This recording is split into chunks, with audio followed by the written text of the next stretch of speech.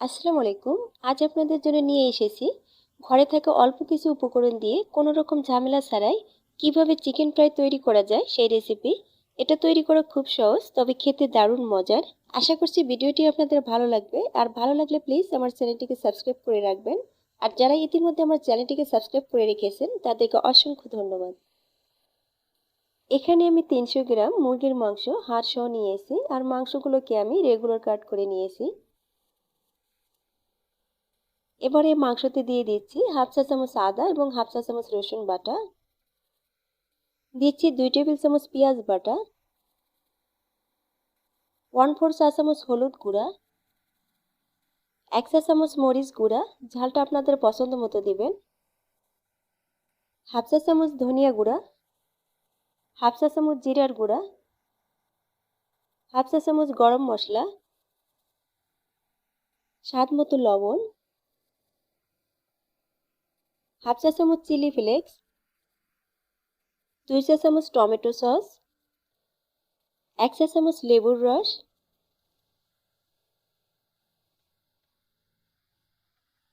এবং সেই সাথে দিচ্ছি একটি ডিম। এবার সব উপকরণ হাত দিয়ে একসাথে ভালোভাবে মিশিয়ে নেব। আর এই মিশানোর কাজটা খুব ভালোভাবে করে নিতে হবে। এমনভাবে মিশাতে হবে যেন প্রত্যেকটা মাংসের মধ্যে এই মশলাটা ভালোভাবে লেগে থাকে।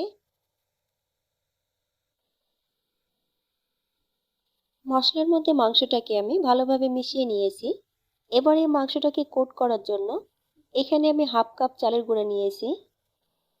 প্রথমে আমি অর্ধেকটা চালের গুঁড়া দিয়ে এটাকে মেখে নেব, আর প্রয়োজন হলে পরবর্তীতে অ্যাড করে নেব।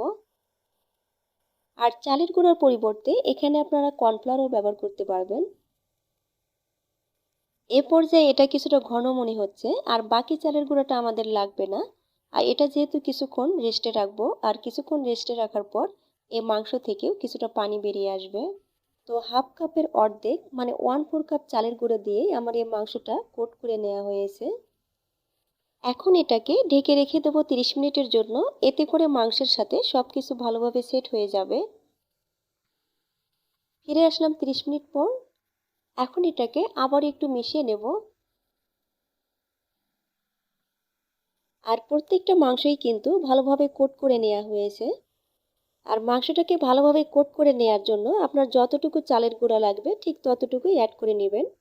তো এখন আমি এগুলো ভেজে নেব।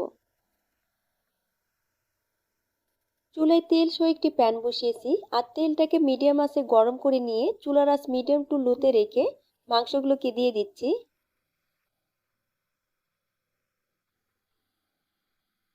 আর খুব বেশি আছে এগুলো ছাড়বেন না, তাহলে কিন্তু এগুলো তেলে ছাড়ার সঙ্গে সঙ্গে উপরটা পুড়ে যাবে। এক পিঠ কিছুটা শক্ত হয়ে আসলে এগুলোকে উল্টে দিতে হবে।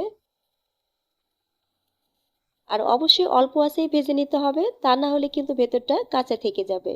আর অল্প আঁচে ভেজে নেওয়ার কারণে এর ভেতরটাও যেমন সুন্দর হবে, এর উপরের লেয়ারটাও সুন্দর ক্রিস্পি ভাব হবে।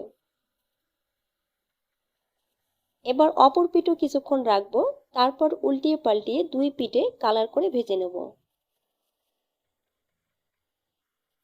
10 থেকে 12 মিনিট উল্টিয়ে পাল্টিয়ে ভেজে নেওয়ার পর দেখুন এর মধ্যে কিন্তু সুন্দর কালার এসেছে।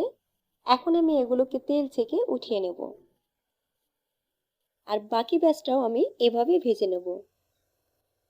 দেখলেন তো কত সহজে তৈরি হয়ে গেল মজাদার চিকেন ফ্রাই। আপনারা এটা ঘরে ট্রাই করবেন, দেখবেন ঘরের সবাই এটা অনেক মজা করে খাবে।